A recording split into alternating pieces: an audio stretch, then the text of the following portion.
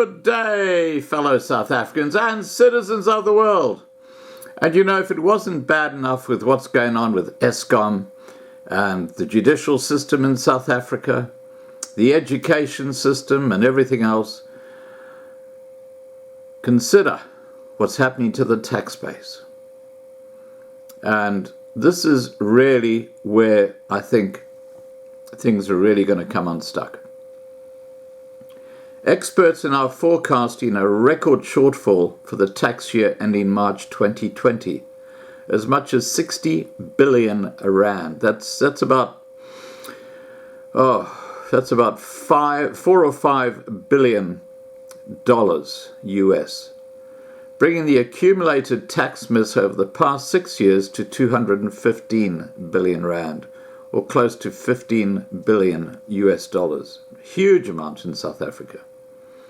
Figures from the National Treasury, released at the end of September, show that SARS collected 3.1% more tax during the first 5 months of the tax year compared to the same period in 2018.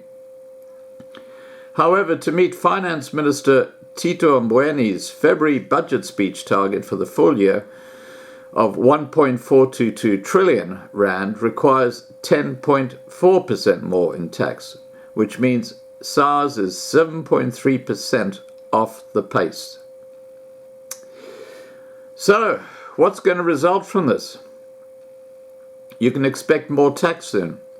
The government deficit has to be plugged sooner or later. The taxes that will be most likely increased to do that will be personal income tax and value-added tax. Adrian Seville, Cannon Asset Managers CEO and a professor of economics at the Gordon Institute of Business Science, told the paper, South Africa, not the corporate taxes.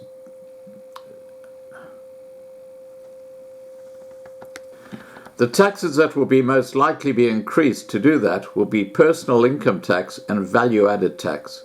Adrian Seville, Cannon Assets Manager CEO and a professor of economics at the Gordon Institute of Business Science, told the paper, not the corporate taxes that affect consumers less directly. Secondly, to plug the shortfall in tax revenue in the meantime, Mboweni is adding to government debt. That expanding government debt has seen steadily increasing state bonds yield to compensate investigators for the worsening credit worthiness, says Glynis George, ETM Analytics Managing Director and Chief Economist. The cost of servicing debt has been the top growing state expense for many years. Eventually something has to give, and that something will be consumers one way or the other, most likely through tax hikes. Thirdly, the worsening credit worthiness of the government with tax shortfalls at its heart risks further rating downgrades, i.e. Moody's making the rand junk.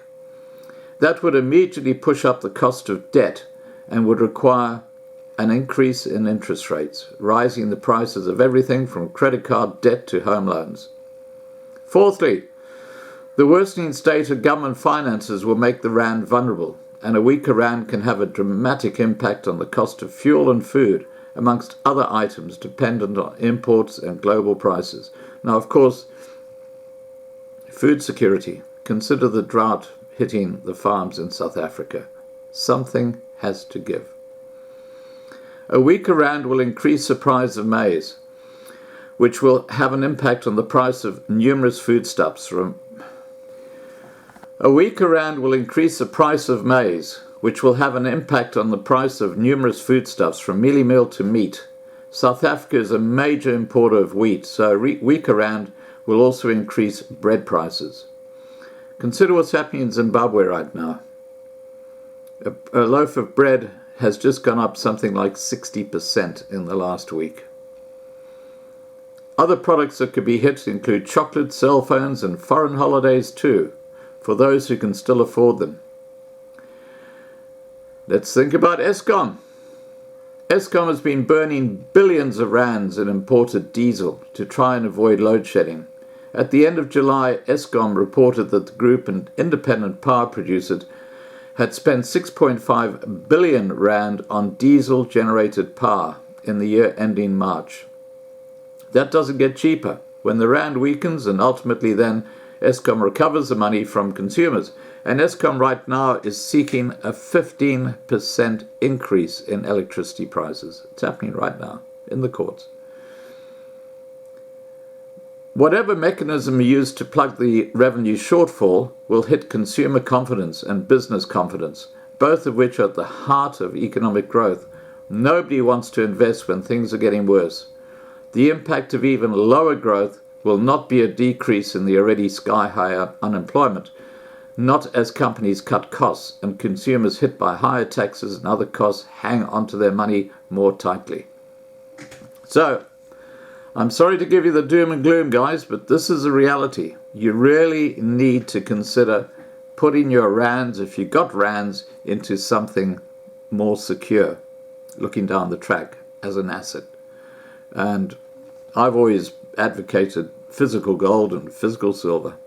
Anyway, please remember to subscribe to be kept informed. Ring the bell for the updates. Please like this video, please share this video, and above all, stay safe. Bye for now.